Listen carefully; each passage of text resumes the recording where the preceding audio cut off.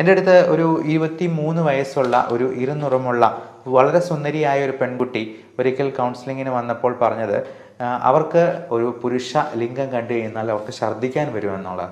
അത് ആദ്യം സൗഹൃദമായി, പിന്നെ പ്രണയമായി. അങ്ങനെ പരസ്പരം അവർ ഒരുപാട് നേരം സംസാരിക്കുകയും അവർ പരസ്പരം പ്രണയബദ്ധരായി. ഇദ്ദേഹം തൻ്റെ ഭാര്യയായിട്ട് അവരെ അംഗീകരിക്കുക പോലും ചെയ്തു. അവരുടെ പ്രൊഫൈൽ പിക്ചർ വളരെ സൗന്ദര്യമുള്ള ഒരു യുവതിയുടെ ആയിരിക്കും. അവർ വീഡിയോ കോൾ ചെയ്ത് അവർ നഗ്നത പ്രദർശിപ്പിച്ച്, എന്നാൽ ആ കോൾ റെക്കോർഡ് ചെയ്യപ്പെട്ട് അത് ബാക്കിയുള്ള ഫ്രണ്ട്സിനെ എല്ലാം അയച്ചു കൊടുക്കുമെന്ന് ഭീഷണിപ്പെടുത്തി പണം തട്ടുന്ന. അപ്പോൾ ഈ കണ്ണുകൾ അങ്ങോട്ടും ഇങ്ങോട്ടും മാറുന്നത് കാണുമ്പോൾ തന്നെ ആ കണ്ണുകളിൽ നോക്കി തന്നെ ഒരാളുടെ വ്യക്തിത്വം നമുക്ക് മനസ്സിലാക്കാനായിട്ട് പറ്റണം.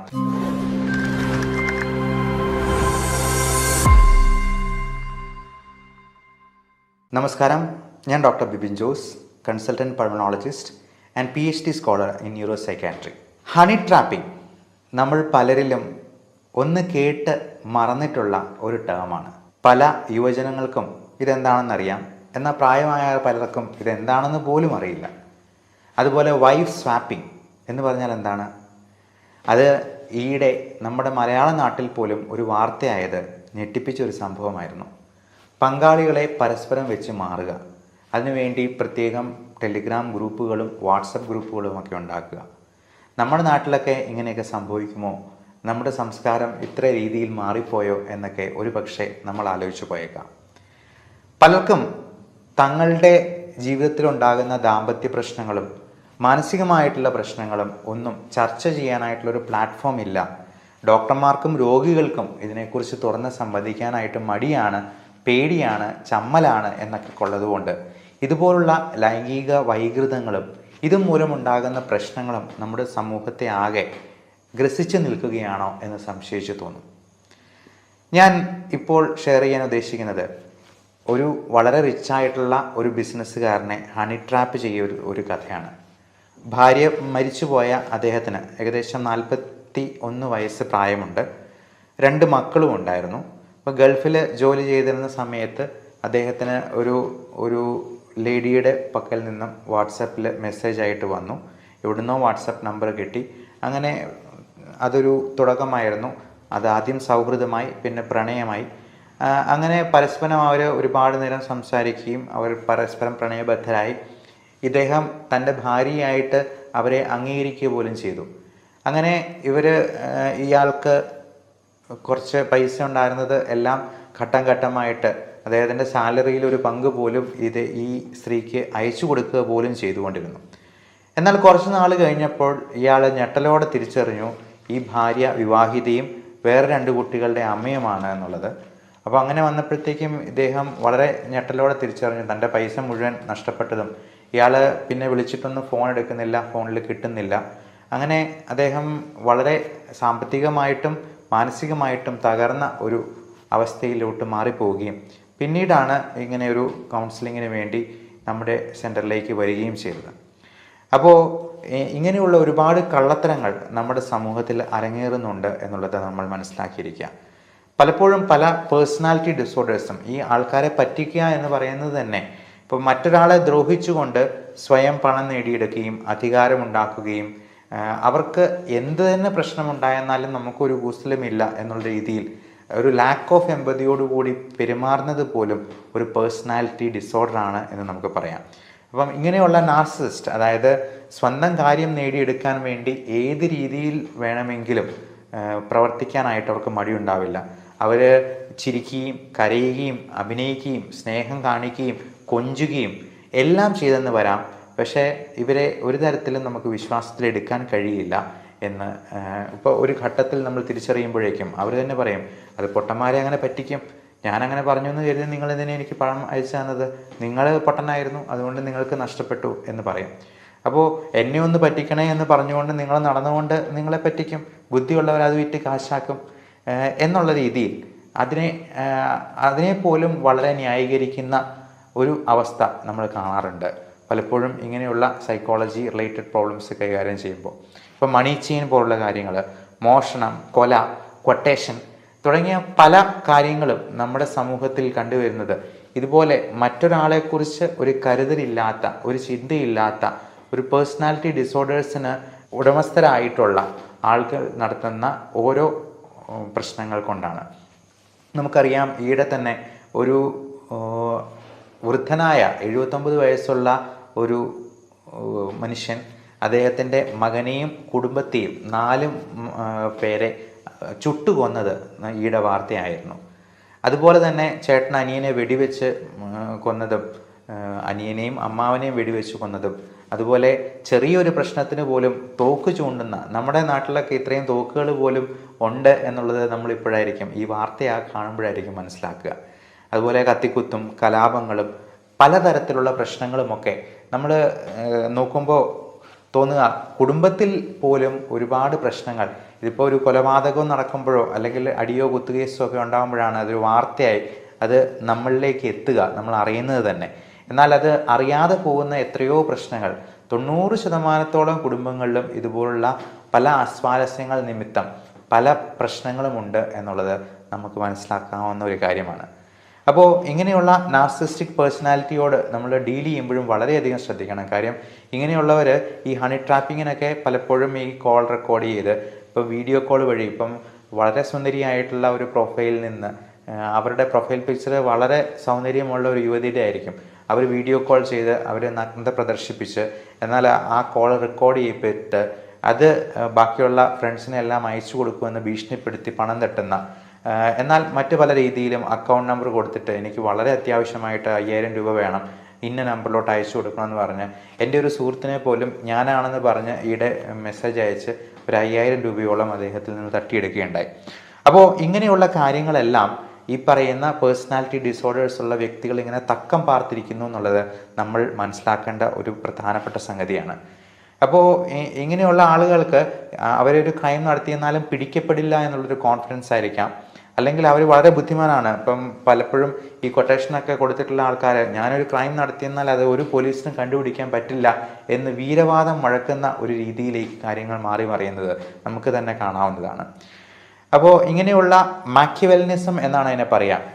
അതായത് ഈ കള്ളത്തരം കാണിക്കുന്ന ഒരു സ്യൂഡോ എമ്പതി കാണിച്ച് അല്ലെങ്കിൽ കള്ളത്തരങ്ങൾ കാണിച്ച് പണം തട്ടാനായിട്ടുള്ള ഒരു രീതിയിലേക്ക് പല കുറ്റവാളികളും ചിന്തിക്കുന്നുണ്ട് എന്നുള്ളത് എല്ലാ സാധാരണക്കാരായ മനുഷ്യരും അറിയണം എന്നുള്ളത് മനസ്സിലാക്കുക.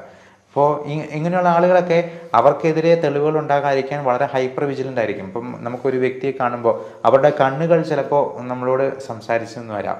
അപ്പോൾ ഈ കണ്ണുകൾ അങ്ങോട്ടും ഇങ്ങോട്ടും മാറുന്നത് കാണുമ്പോൾ തന്നെ ആ കണ്ണുകളിൽ നോക്കി തന്നെ ഒരാളുടെ വ്യക്തിത്വം നമുക്ക് മനസ്സിലാക്കാനായിട്ട് പറ്റണം.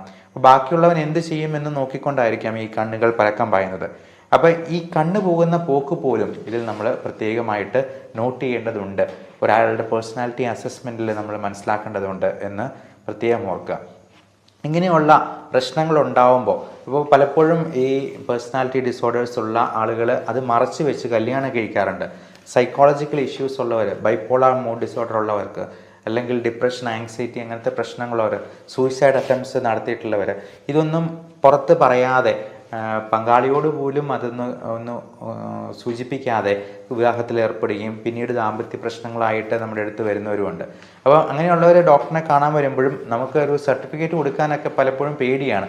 കാര്യം ഈ സർട്ടിഫിക്കറ്റിൻ്റെ ബേസിസിൽ ഇവർ ഭ്രാന്തിന് ട്രീറ്റ്മെൻറ്റ് എടുത്തിട്ടുണ്ട് എന്ന് പറഞ്ഞ് വിവാഹമോചനം പോലുള്ള കാര്യങ്ങളിലേക്ക് നീങ്ങാൻ ഇതുപോലുള്ള കള്ളത്തരക്കാരും ശ്രമിക്കാറുണ്ട് എന്നുള്ളതാണ് ഈ പേടിക്ക് ആധാരം.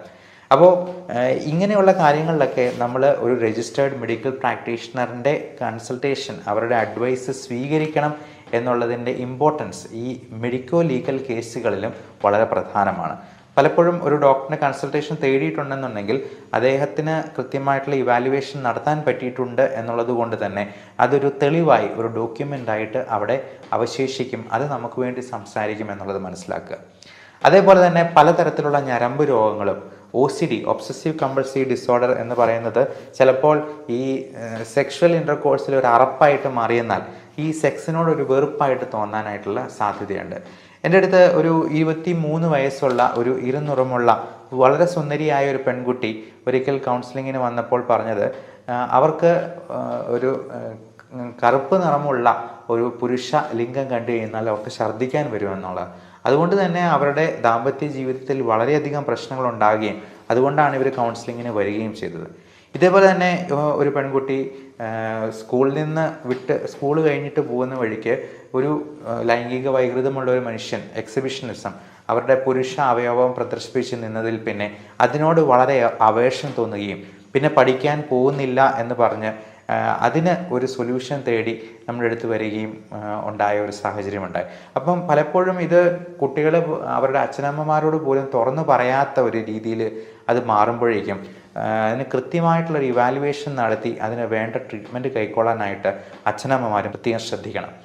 അപ്പോൾ ഇങ്ങനെയുള്ള എക്സിബിഷനിസം ഉണ്ടാകുമ്പോൾ അതിനുള്ള സൊല്യൂഷൻ എന്താണെന്നുള്ളതും കൂടി നമ്മൾ മനസ്സിലാക്കിയിരിക്കുക. അപ്പോൾ പെൺകുട്ടികൾ അമ്മമാരോട് ഇത് പറയുകയാണെങ്കിൽ ആ എക്സിബിഷനിസം കാണിക്കുന്ന ഒരു വ്യക്തിയുടെ അടുത്ത് നമ്മൾ അങ്ങോട്ട് അടി കൊടുക്കാനോ അല്ലെങ്കിൽ അതിന് റിയാക്ട് ചെയ്യാനോ പോകല്ല. അത് കണ്ടു കഴിഞ്ഞാലും ഒരു റിയാക്ഷനും ഇല്ലാതെ അവിടെ നിൽക്കുക എന്നുള്ളതാണ് അതിന് ചെയ്യേണ്ടത്. അപ്പം അതേസമയം നമ്മൾ പേടിക്കുന്നതായിട്ടോ അല്ലെങ്കിൽ അതിന് എന്തെങ്കിലും അത്ഭുതം കൂറുന്ന എന്തെങ്കിലും ഒരു തരത്തിലുള്ള റിയാക്ഷൻ കാണുമ്പോൾ ഈ പേടി കാണുന്നതാണ് അവർക്ക് കൂടുതലായിട്ടുള്ള സെക്ഷൽ സ്റ്റിമുലേഷൻ കൊടുക്കുന്നത്. അപ്പോൾ അവർ ആ പേടി കാണാൻ വേണ്ടി വീണ്ടും വീണ്ടും അത് ചെയ്തു എന്ന് വരും. അപ്പം ഇതിന് നോ റിയാക്ഷൻ നോ റെസ്പോൺസ് ആയിട്ട് കണ്ടെന്നാലും ഒരു ഭാവഭേദവും ഇല്ലാതെ അങ്ങ് നടന്നു പോവുക എന്നുള്ളതാണ് അതിന് കൊടുക്കേണ്ട സൊല്യൂഷൻ. അപ്പോൾ അമ്മമാരാണെങ്കിലും പെൺകുട്ടികളുടെ അടുത്ത് പറഞ്ഞു കൊടുക്കേണ്ടതാണ്. അപ്പോൾ ഇങ്ങനെയുള്ള ഈ അറപ്പ് ഈ OCDയിൽ നിന്ന് ഒബ്സസീവ് കമ്പൾസീവ് ഡിസോർഡർ എന്ന് പറയുന്നത് നമ്മൾ റിപ്പീറ്റഡായിട്ട് കൈ കഴുകുന്നതും കാല് കഴുകുന്നതും ഒരു ചെറിയ പൊടി പോലും ഇല്ലാതെ സൂക്ഷിക്കുന്നത് മാത്രമല്ല, ഇതുപോലുള്ള ഈ OCDയുടെ പല ടൈപ്പുകളുണ്ട്. അപ്പോൾ അതിലൊന്നാണ് ഈ സെക്സിനോടുള്ള അറപ്പ്. ഇപ്പം പുരുഷന്മാർക്കും അതുണ്ടാകാം. അപ്പോൾ സ്ത്രീയുടെ ലൈംഗിക അവയവം കാണുമ്പോൾ അതിനോട് അറപ്പ്, ഇപ്പം അതിൻ്റെ സെക്രീഷൻസിനോടാകാം, അല്ലെങ്കിൽ ആ തുപ്പലിനോടോ വിയർപ്പിനോടോ അല്ലെങ്കിൽ അതിലെ എന്തിനോട് വേണമെങ്കിലും ഒരു അറപ്പ് ജനിച്ചു കഴിഞ്ഞാൽ ഇപ്പോൾ ഈ ദാമ്പത്യ പ്രശ്നങ്ങളിലേക്ക് അത് വഴിതെളിക്കാനായിട്ടും അത് വലിയൊരു പ്രശ്നമായി മാറാനും സാധ്യതയുണ്ട്.